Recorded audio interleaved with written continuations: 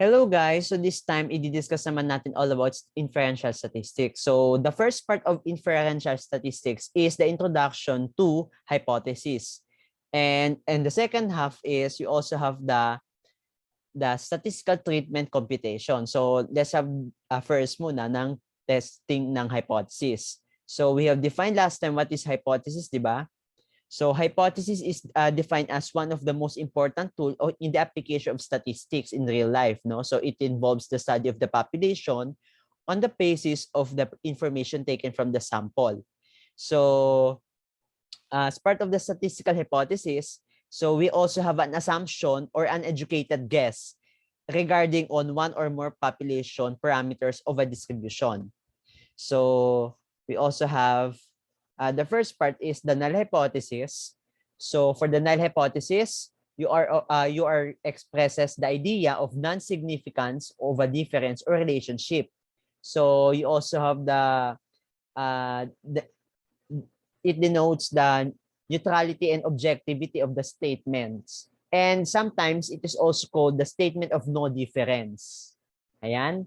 And you also have the alternative hypothesis naman, you also have the predictive.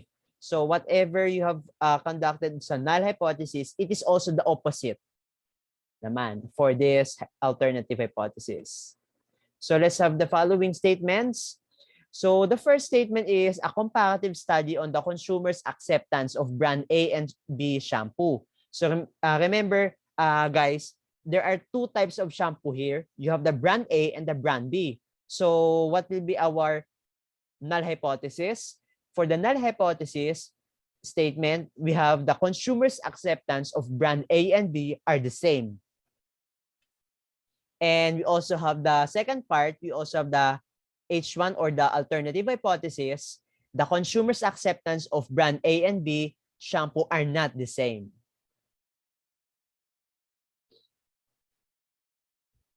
Okay, let's have the second one. So we have a certain title ng study, a study on the relationship of smoking habits to hypertension among the students of the College of Arts and Sciences.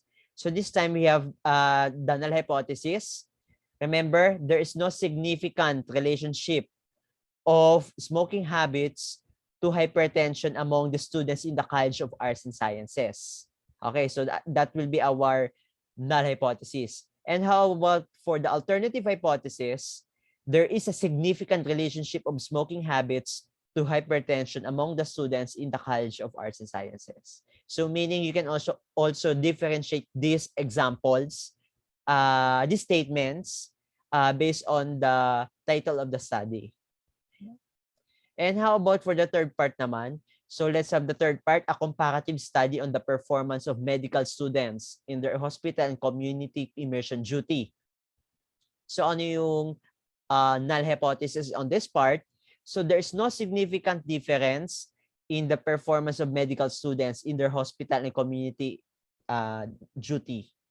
And you also have the alternative hypothesis, there is a significant difference in the performance of medical students in their hospital and community immersion duty. Let's have another example. So the Dean of the College of the Science claims that the average IQ of his student is 85%. So a faculty of the college feels that the average of one of his classes is not 85%. So then conduct statistical tests. So what will be the null hypothesis on this part? For the null hypothesis on this part, we also have the HO. HO. So meaning we also have the statement is the average IQ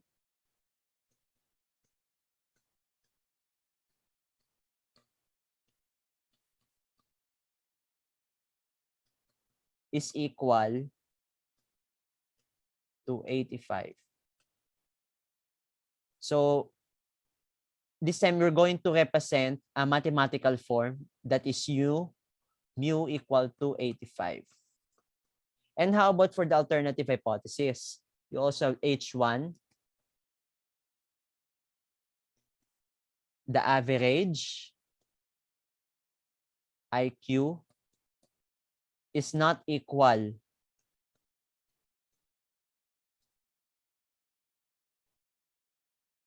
to 85. So, mathematical form natin that would mu equal to 85, not equal to. Okay, let's have another example with quantitative or numerical given. So we also have a dealer of sedan cars claims that his new car model gets an average of 60 mpg. So a buyer suspects that the dealer is overrating the mileage of these cars. Okay, so let's have the null hypothesis. So the null hypothesis is the average mileage. So the average mileage is equal to 60 mpg. Or we can also rewrite in the form of mathematical form, mu is equal to 60. And how about for the alternative hypothesis? You also have H1 naman. So the average mileage is not equal to, or we can also have less than, is less than this time. So which is less than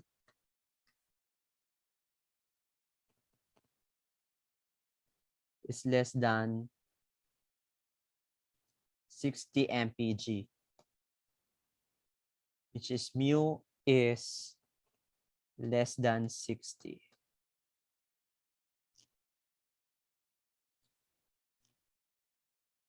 And we also have the second part, the third example for numerical given of the title. We also have a firm that manufactures tire would like to determine the machine that produces these tires is still in good condition. So the average diameter of these tires should be in 36 inches to fit most of the car models. To check, a statistical test was conducted. So let's have the following hypothesis. The first is null hypothesis. So we have the average diameter. The average diameter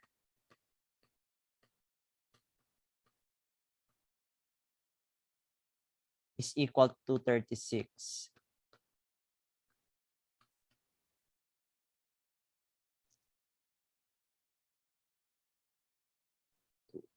36. Or we can also have in mathematical form, mu is equal to 36 inches. And how about for the alternative? So the average diameter is not equal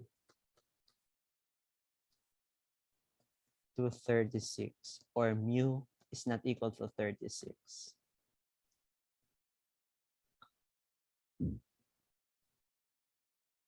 Let's have last example. The manufacturer of ball bearings feels that more than 15% of the bearings manufactured fail to meet the 5 mm specification. So the engineer conducted a test to determine whether the manufacturer's opinion is correct. So let's have the null hypothesis naman. So HO. So HO is you have the proportion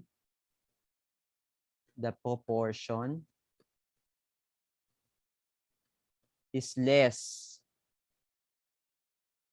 than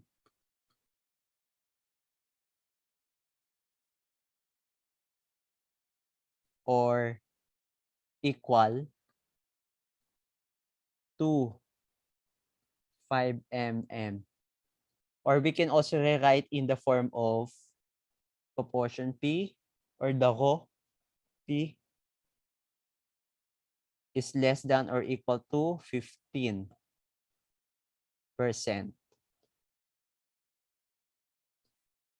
And how about for the alternative hypothesis?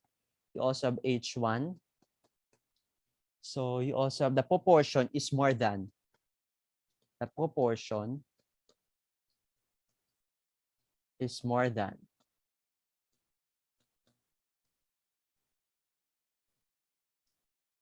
15%.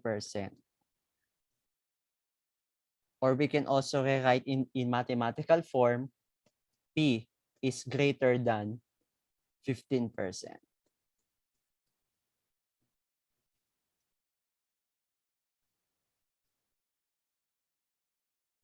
So this time, I'll be giving you exercises to work on. So let's have the following. You also have number 1, a study on the effectiveness of brand X growth vitamins among kids. You also have exercise number 2, a comparative study on the academic performance of senior high school students on mathematics and science subject. And you also have the third exercises. So the third item, a manufacturer of pharmaceutical company maintains an average of more than 120 medicines production. So an audit is to be conducted whether it's passed the quality assurance. Several complaints had led the company to suspect that production is less than 120 medicines.